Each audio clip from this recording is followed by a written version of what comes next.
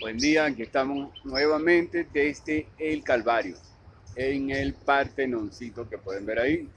Es mi propio escenario al estilo de la Grecia antigua, solo que más pequeño, y aquí en el Calvario de Caracas, Venezuela, para hablar de diversos temas, todos en torno a la propuesta de cultura silvestre con la metodología, el método, la forma fenomenológica, la escuela fenomenológica en filosofía, o sea, la observación del fenómeno. No es materialismo histórico, no es idealismo, tampoco es empirismo científico, es fenomenología. Y que parte y conlleva directamente, porque una de las principales influencias de mucha gente, de Sartre, de Deleuze, que para su planteamiento del rizoma se apoya en Husserl, y para la hermenéutica del sujeto, Foucault se apoya en Husserl. O sea que él observa el fenómeno existencial y lo resuelve. Se resuelve el existencialismo de Jean-Paul Sartre,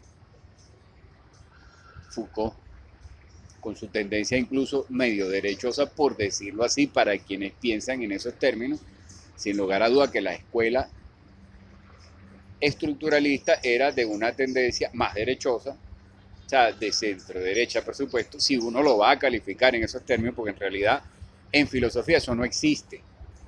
Que haya izquierda o que haya derecha, eso fue una vaina inventada en Francia para convertir el Parlamento en una especie de juego de Caracas Magallanes o el Barça Real Madrid, ¿verdad? O los Yankees versus no sé quién, yo no sé, ahí como que es el clásico de Estados Unidos en el fútbol, ¿verdad? O Brasil Argentina, o como alguna vez fue Brasil Italia. Esa fue más o menos la misma noción con la cual se divide el Parlamento francés por allá en siglo XVIII, siglo XIX, o sea, producto de un proceso, pues, que se va definiendo progresivamente en la medida en la que también se desarrolla la democracia y el supuesto capitalismo, que cuando uno lo va a analizar fenomenológicamente y no va y derriba, se hace consciente de los preceptos, descubre que no hay. Hubo quizás algún capitalismo puro alguna vez en alguna parte, pero no lo hay ya. Puro no. Todo el capitalismo tiene políticas de proteccionismo. Estados Unidos, Inglaterra, Alemania, Francia, todos tienen ya signos claros de algo más complejo, de algo rizomático, algo que se interconecta. ¿Ve? No hay posible soberanía de ningún país. Nosotros no nos buscamos entre iguales, eso es mentira, eso es fascismo. En cualquier forma que lo plantees, nosotros nos buscamos entre diferentes. La vida es compleja y paradójica. A veces tiene descansos, pero nosotros debemos estar siempre pendientes de la emergencia que sucede cuando hay que actuar, y eso sucede para resolver el problema existencial que empieza a aparecer en la urbe y que luego da lugar al psicoanálisis. Y una de las principales influencias, sin lugar a dudas, de Freud y del psicoanálisis también es fenomenología. O sea, si tú observas el fenómeno derribando preceptos, no necesitas la comprobación, porque asumes la intuición, la cual forma parte de la experiencia. Y el conocimiento empírico científico no reconoce la intuición. Desprecia la intuición todas las veces. E incluso cuando un hecho es comprobado, debe volver a ser comprobado si cambia un poco las condiciones. Y como la ciencia se basa en laboratorios asépticos de un montón de influencias del entorno, entonces no es fenomenología, porque crea condiciones a partir de las cuales tus conclusiones pueden ser tales. Pero resulta que, como descubre Mandelbrot, un rizomático heredero de fenomenología, es decir, continuador de alguna manera de una línea que se basa en él, no hay triángulo perfecto en la naturaleza, ni línea recta, ni siquiera el horizonte, porque si el horizonte se extendiera mucho, resulta que es una línea curva. Entonces, el pensamiento lineal, lineal, positivista, moderno e industrial es en sí mismo una aberración, pero de la cual pues dependemos, de hecho, para tener el modelo de vida que tenemos. Entonces, toda hermenéutica del sujeto nos va a llevar a cuestionar nuestro modelo de vida.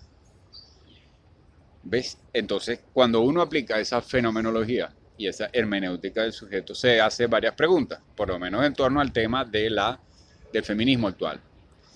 Uno se pregunta si estas muchachas feministas, clase media, que no han tenido, bueno, sin lugar a dudas es posible que les haya pasado accidentes, porque ciertamente hay toda clase de brutos o de gente con problemas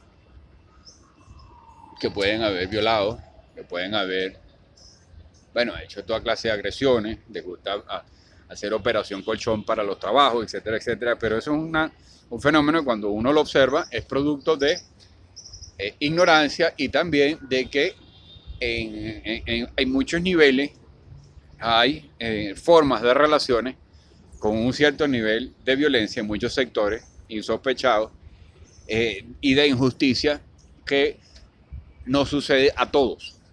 Pero entonces hay una lucha contra el supuesto patriarcado y resulta que ese patriarcado en general fue un acuerdo mutuo en el cual el hombre le tocaba en realidad la peor parte. Porque en el patriarcado real el hombre tiene una responsabilidad, el patriarca tiene una responsabilidad que yo no creo que ninguna mujer quiera tener para de verdad ser patriarca. El problema está en la confusión que aplican estas muchachitas reclamando su deseo para compararse con el macho que engendra para mantener, para amarrar afecto e incluso manutención. Ellas quieren ser como él y compararse como él y decir que siempre han sido víctimas de él. Pues escuchen bien, chicas.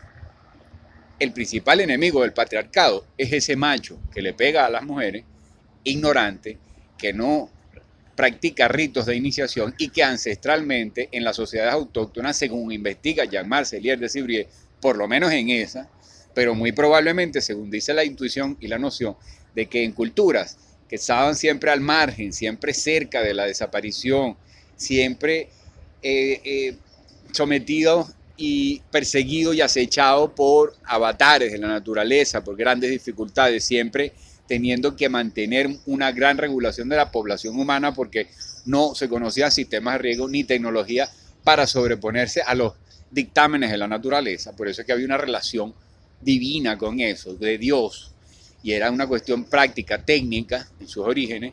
Después de la acumulación es que se pervierte la noción de Dios. Por eso es que esa dicotomía también está resuelta. La acumulación se asoció metonímicamente con la noción de Dios y se desvirtuó la relación animista profunda que había con los signos naturales. Listo, resuelto. El que cree en Dios debe, en primer lugar, empezar a leer la Biblia de otra manera, como una lectura de la naturaleza y de la historia de un determinado pueblo. Si pretendes aplicarle eso al resto del mundo, no vas a conocer a Dios. Ese es el problema, más nada. Pero de que existe, pues claro que existe. O sea, es una palabra inevitable que los ateos lamentablemente se la quitan de su vocabulario y por eso se meten hasta en un problema con la poesía. Y por eso es que cualquier ateo que pretenda ser poeta, muy probablemente, que intente ser poeta, muy probablemente va a terminar o en un manicomio o con una cirrosis hepática. Porque le va a ser imposible conocerse a sí mismo, conocer ese umbral.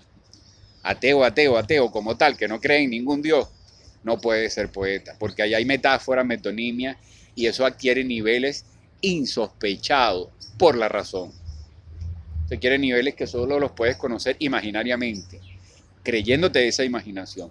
Por supuesto que para eso debes iniciarte porque caes en locura. No es cualquier vaina, pero es así.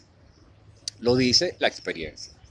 O sea, cuando tú vives de manera profunda y recuerdas determinados acontecimientos no explicables por la razón, te das cuenta de que definitivamente la mecánica cuántica misma empieza a probar y la lingüística misma empieza a probar eso. Entonces, volviendo al elemento del feminismo, muchachas, si ustedes quieren imitar al macho, enfréntense con él históricamente. Pero el patriarcado no es el responsable de su sufrimiento, porque el patriarcado puso más responsabilidad para la cohesión de la tribu y de las culturas en el patriarca, y con eso las mujeres estuvieron perfectamente de acuerdo en aquella labor. Y el principal enemigo de ambos, tanto de la matriarca responsable como del patriarca, que coexistieron repartiéndose determinadas funciones para hacer sobrevivir las culturas, las tribus, las etnias en los momentos más difíciles, el principal enemigo siempre fue ese macho cingón y la perrita que le encantaba acostarse con él y llevar coñazo.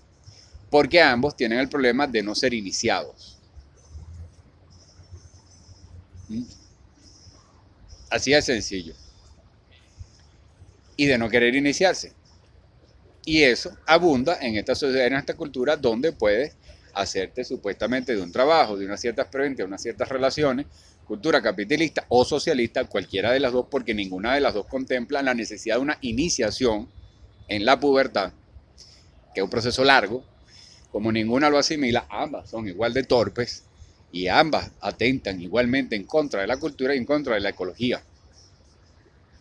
Porque durante ese proceso una de las principales cosas que se enseña es a enfrentarte con la noción de la muerte, a que la aceptes, a que la reconozcas, a que la quieras. Y eso solo te lo enseña Dios. Pero claro, cuando Dios se asoció con la acumulación, repito, termina viendo algo como el Vaticano, que es una absoluta aberración, en todos los sentidos. No hace falta ni siquiera que sean pedófilos, ya que sean pedófilos, es evidentemente el espacio que se convirtió en refugio de esa perversión con la cual, según dicen algunas investigaciones, algunas personas nacen siendo pedófilas. Entonces es todo un problema social. Esas personas se han refugiado ancestralmente desde hace siglos en el Vaticano, porque ahí tienen todo. Los carajitos, el oro, todo, la perversión, todo. El Vaticano no es producto de Dios. El Vaticano es producto de la perversión de la noción de Dios cuando los monjes empiezan a hablar, a aliarse con los administradores de la acumulación para mantener al pueblo onumilado mientras ellos van desarrollando su perversión. Eso sucede a todos los niveles en los que se acumula y se mantiene el poder mucho tiempo, como está sucediendo también en Venezuela, y como evidentemente pues Venezuela está siendo estudiada por personas para que eso sea así, para que eso se mantenga, para que Maduro se mantenga en su estado de perversión junto con Diosdado y con todos los que tienen el poder aquí. Porque es una propiedad. Entonces, claro, es posible que por este video asuman una retaliación o algo así, pero uno tiene que decir las cosas porque esa es una necesidad de expresión. ¿Ves? No es que yo sea valiente ni nada, yo soy profundamente cobarde. Pero esta necesidad de expresión me permite a mí satisfacerme, cosa que la clase media en realidad no conoce. La clase media conoce comodidad y sacrifica su satisfacción por la comodidad. Seguiremos conversando al respecto.